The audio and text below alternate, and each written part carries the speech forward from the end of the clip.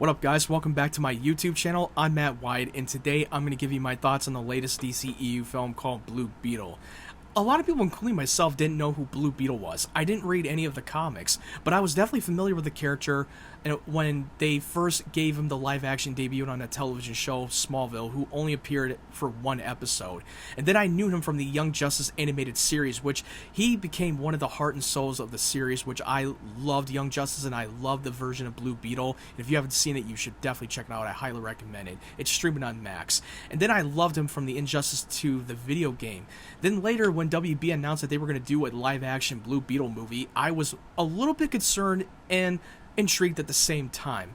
When I found out that Zolo Maraduna, and I'm sorry if I mispronounced his last name, was being cast to play Jamie Reese's version of Blue Beetle, I was jumping out of my seat. This was a great fan cast choice. This was a big win. I remember back in the day when I saw him in the latest hit show on NBC called Parenthood, which I thought he was terrific. Then I saw him in Cobra Kai, and I love him in Cobra Kai and I loved him as the character Miguel, and I thought he had a lot of charisma, and I thought he really carried the show.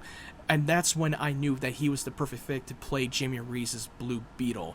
And this was originally supposed to go to HBO Max. Then when WB saw the film, they thought that this movie should be going to theatrical release, which I was a little bit surprised that they decided to change their tune. And this movie was made prior to James Gunn and Peter Safran's took over from DC. This was under the different regime from Walter Hamada.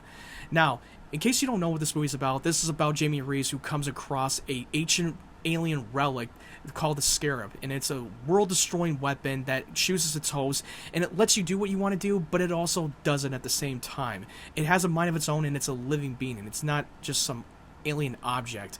And I love the whole concept of it. And I was very intrigued when I saw the first teaser trailer. It didn't blow my socks off, but I was still looking forward to it, and I'm liking what I'm seeing. Then, after seeing the movie, and I'm going to give you my thoughts on it right now, I thought this movie was okay. I don't think it was one of the best films of the year. It's not a comic book movie that's going to change my life. It was an okay film at its best. The first half of the film was very rough to watch. It was a poorly structured movie from the first half of the film. It felt too corny. The jokes were not quite landing well for me. I really wanted to love Jamie Reese's family, but the family to me was just too generic and really annoying, especially Jamie's sister.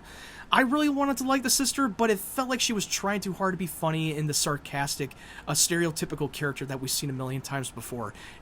Every time she opens her mouth, I start to cringe and be rolling my eyes throughout the whole movie. And I wanted to love the character, I really do, and I wanted to love the family. I mean, George Lopez's character who plays the uncle, who is a conspiracy theorist, he was fine at times, but even though I'm a big George Lopez fan, but the character itself, he was a big of a hit and miss for me. And I did like the father. I thought he was an interesting character, and I thought he was good. But overall, the family was just, it was just mid for me. The second half of the film really did pick up. I really liked where it was going. And the positives that I loved about the film was the action, the CGI, the visual effects were great to watch. I loved the practical fight scenes. The design of the suit was very comic book accurate to the character, and I loved it. I loved that they stuck to the practical suits and not just CGI, even though that there's some of the sequences when he was flying in space was CGI at times, but I thought it worked, and it did not pull me out of the movie. Like I said, the second half was the strongest, but it's not saying much. And the villain, played by Susan Sarandon, who is Ted Kors' sister, who is an evil corporation trying to take over and try to have big power, she's just another typical villain that we've seen countless times in every comic book movie, and I did not like that. And I think Susan Sarandon is an incredible actress, but unfortunately, her character was a big, major step down. Overall, this movie was pretty much everything you expected. It was a very predictable film. But I will say that Zolo, who plays Jamie Reese, was incredible. I thought he really made the film watchable. and I loved how he carried it, and I loved his performance, and I would love to see him move forward in this DCU chapter. And in case you don't know, that this movie is a self-contained story that doesn't try to rely on what came before in this DCEU, and it doesn't have any mentions to what went on in the DCEU. But from what I've heard, that the director did say that they did had some Easter eggs that happened in the events of Man of Steel that honored Zack Snyder's work.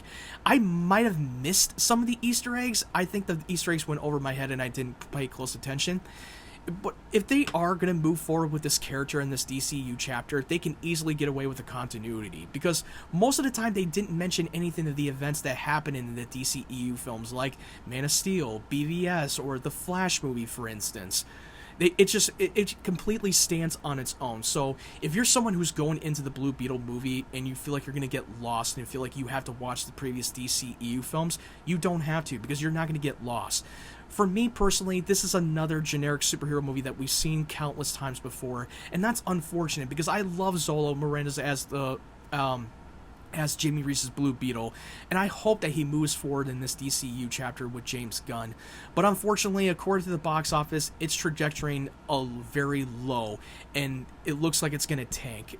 And look, I'm someone who would say that I wouldn't recommend to rush out to see it in theaters, but if you're someone who out there who was really anticipating this movie, then give it a watch and give it a chance. But for me personally, I would say would wait for it to go to streaming.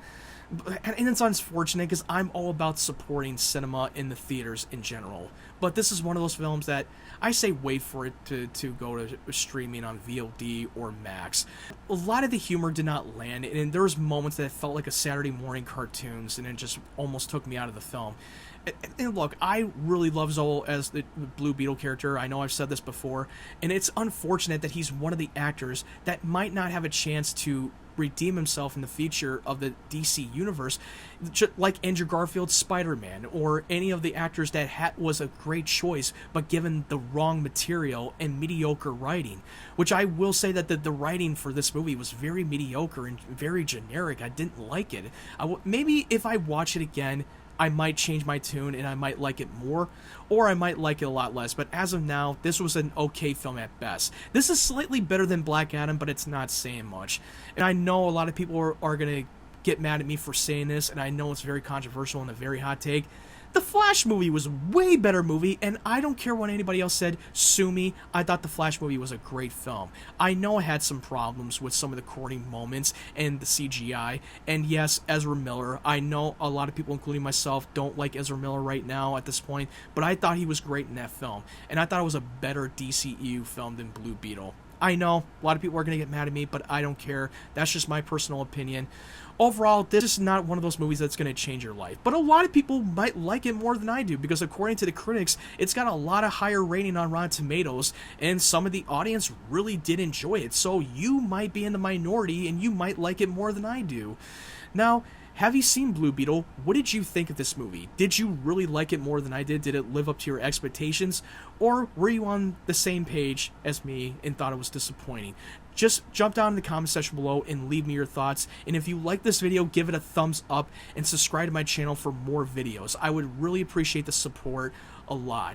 And if you want to follow me on social media, the link tree will be down in the description down below, and you'll find me on there. And I hope you guys have a great day, a great evening, wherever you're from, and stay safe.